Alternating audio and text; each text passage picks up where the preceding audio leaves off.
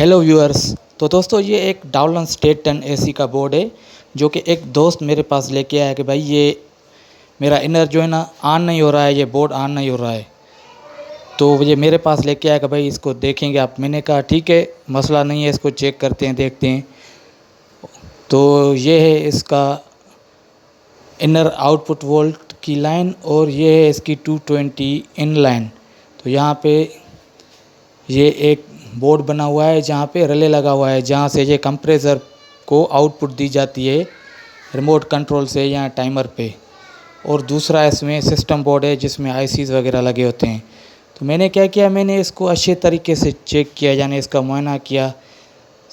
सारे इनर को, बोर्ड को मैंने जांच पड़ताल के बाद मैंने इसको देखा कि इसको कहाँ से खोलना है, उसको किस तरीके से चेक करना है। तो ये इसका एक बोर्ड में ओपन कर रहा हूँ जो कि लॉक पे बंद किया हुआ है, और ये दूसरा भी इस तरीके से लॉक पे बंद किया हुआ है। तो मैंने इसके ये दोनों बोर्ड निकाले और इस बोर्ड की अच्छे तरीके से जांच कीजिए। आईसीज वगैरह जो भी ये लगी हुई हैं सबको मैंने देखा, कहीं पे मुझे कोई जलने का या फटने का निशान नज़र नहीं आया।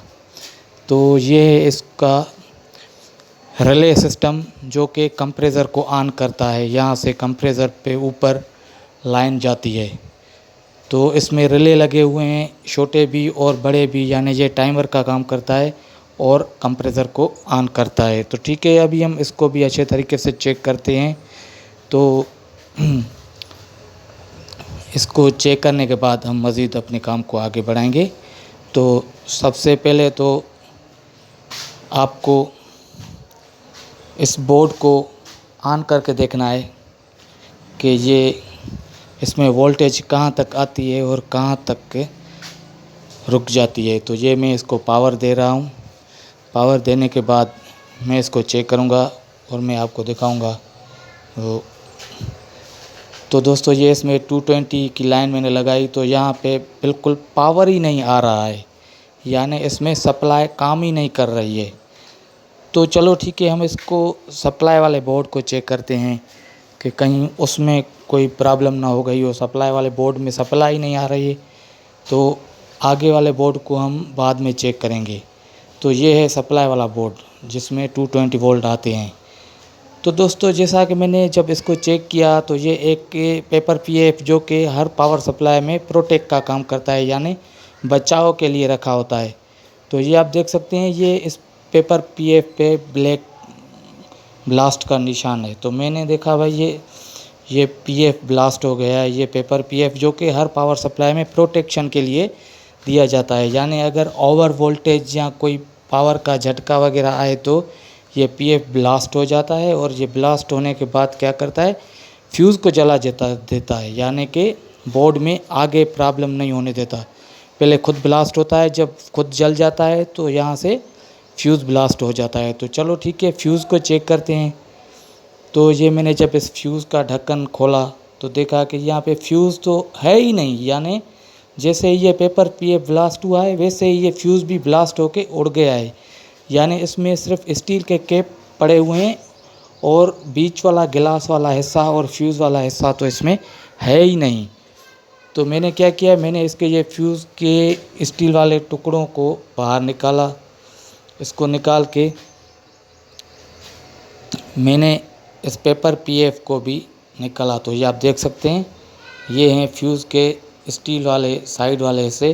तो यानी इसका बीच वाला गिलास वाला हिस्सा और लाइन वाला हिस्सा जो है ना ब्लास्ट होके उड़ गया है।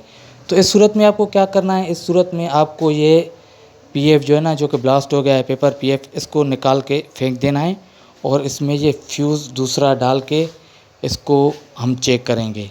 तो ये मैं पीएफ निकाल के फेंक रहा हूँ और इसमें मैं नया फ्यूज़ डाल के फिर हम इसको चेक करेंगे। ठीक है, इसको चेक करने के बाद हम मज़ीद अपने काम को आगे बढ़ाएंगे। तो ये पीएफ जो है ना, ये आप देख सकते हैं, ये बिल्कुल परफेक्टली तरीके से ब्लास्ट हो गया है, यानी इसमें बीच में दरार भी क्लियरली नज़र आ रही है। तो इसको निकाल के आप फेंक दें, दूसरा है तो लगाएं, ना है तो कोई मसला नहीं है। इसमें मैं फ्यूज़ लगा के अभी मैं इसको चेक करता हूँ, उसके बाद हम अपने काम को आगे बढ़ाएंगे। तो ये मैंने इसमें फ्यूज़ डाल लिया है, तो अभी मैं इसको 220 वोल्ट की लाइन देके चेक करता हूँ। उसके बाद हम मज़ीद आगे चेक करेंगे कि हमारा बोर्ड ऑन हुआ कि नहीं। तो दोस्तों, मज़ीद आपसे गुजारिश है कि वीडियो अच्छी लगे तो लाइक, सब्सक्राइब एंड शेयर ज़रूर करें। तो ये आप देख सकते हैं, ये हमारा बोर्ड परफेक्टली ऑन हो गया। तो अगर आपके साथ भी यही मसला है तो आप बिना किसी टेक्नीशियन के अपने इस 1.5 टन एसी के बोर्ड को खुद ही घर पे ही रिपेयर करके बना सकते हैं, बिना किसी खर्चे के और बिना किसी टेंशन के। तो अपने दोस्त को दीजिए इजाज़त। अल्लाह हाफ़िज़, शुक्रिया।